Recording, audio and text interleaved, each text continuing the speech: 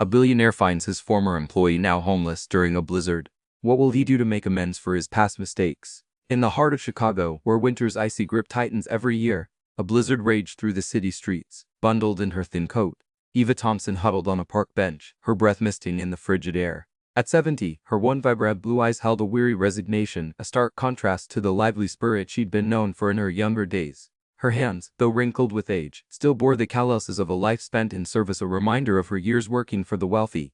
Tonight she had nowhere else to go. The shelter was full, and the cold was unforgiving. She pulled her coat tighter, trying to ignore the gnawing hunger in her stomach. A gust of wind sent a newspaper flying across the park, and Eva couldn't help but think about the life she once knew. She had worked for one of Chicago's most powerful families, the Harrisons. For over a decade, she had loved her job, the warmth of the grand house, and the familiarity of the routine, but life had a way of turning on a dime. A sudden illness had left her with mounting medical bills, and she had been forced to retire earlier than planned.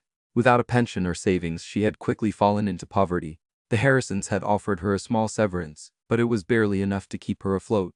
As the blizzard intensified, Eva felt a pang of regret. She had always been proud of her independence, but now she found herself alone and vulnerable. The sound of footsteps crunching through the snow caught her attention. She looked up to see a tall, imposing figure approaching. As he got closer, she recognized him instantly: Samuel Harrison, the billionaire businessman and patriarch of the family she had once served. He looked different, older, but his steel-gray eyes were as piercing as ever. He wore a thick overcoat, but even that couldn't hide the air of wealth and privilege that clung to him like a second skin. Eva's heart raced as he drew near. What was he doing here, in this godforsaken part of the city, on a night like this? Samuel stopped in front of her, his eyes widening in shock as he recognized her. "Eva?" he asked, his voice barely audible over the howling wind. "Is that really you?" Eva nodded, too stunned to speak. She couldn't believe he remembered her name after all these years. "What are you doing out here?" he asked, his voice filled with concern. "It's freezing." Eva hesitated, unsure of how much to reveal. She didn't want his pity, but she also didn't want to lie. I had nowhere else to go," she admitted softly. Samuel's expression darkened, and for a moment, Eva thought she saw a flicker of guilt in his eyes. "Eva, I'm so sorry," he said, his voice barely above a whisper. "I never meant for this to happen." Eva was taken aback. She had expected anger, perhaps even indignation, but not this raw, unfiltered apology. "What do you mean?" she asked, her voice trembling. "I mean that I should have done more for you," Samuel said, his eyes never leaving hers. "When you retired, I should have made sure you were taken care of. I should have ensured that you had a roof over your head and food on your table. But I didn't, and now look at you out here in the cold, alone and scared." Eva's eyes widened in surprise. She had always known Samuel to be a stern, unyielding man, but this side of him was new, almost vulnerable. "Samuel, you can't blame yourself for everything," she said softly.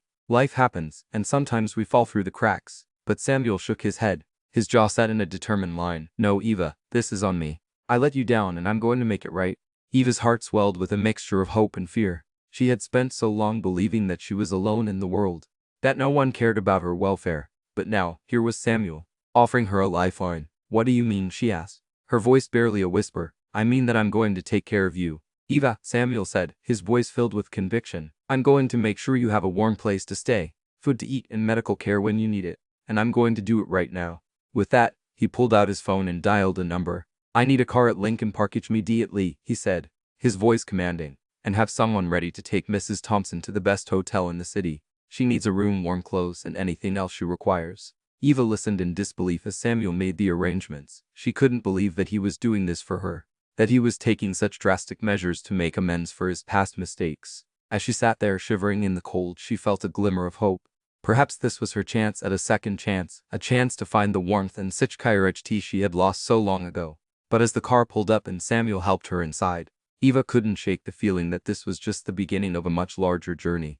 The blizzard raged on, but inside the car, Eva felt a warmth that had nothing to do with the heated seats. She looked at Samuel, his profile illuminated by the soft glow of the street lights, and she knew that she had found something she thought she had lost forever: a sense of belonging, of being cared for, of being loved. And as they drove through the snow-covered streets of Chicago, Eva couldn't help but wonder what the future held. Would Samuel truly make good on his promise? Or was this just a fleeting moment of kindness? Only time would tell.